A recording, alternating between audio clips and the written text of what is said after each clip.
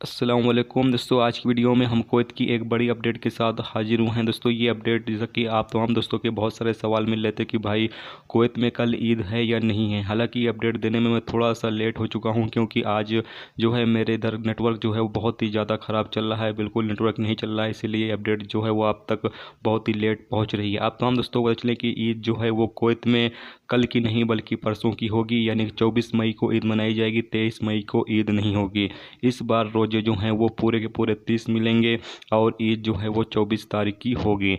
आज जो है चांद देखा गया, मगर चांद जो है वो नज़र नहीं आया, जिस पर अनाउंसमेंट कर दिया गया है कुवैत हुकूमत की तरफ से कि आज चांद नज़र नहीं आया है। इसीलिए जो ईद है वो 24 मई को मनाई जाएगी और 23 मई को जो है वो रोज़े रखे जाएंगे।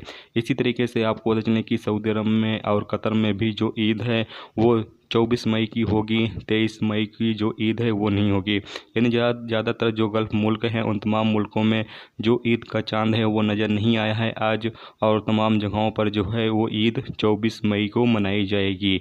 तो ये एक लेटेस्ट अपडेट जिस सोचा आप तमाम दोस्तों के साथ शेयर किया जाए, और ईद के मौके पर जो भी आपके जायज़ ख्वाहिशात हैं अल्लाह उसको पूरी करे। तो मिलते हैं दोस्तों फिर नेक्स्ट वीडियो में नेक्स्ट टॉपिक के साथ। जब तक रखिए अपना ख्याल, ओके, खुदा।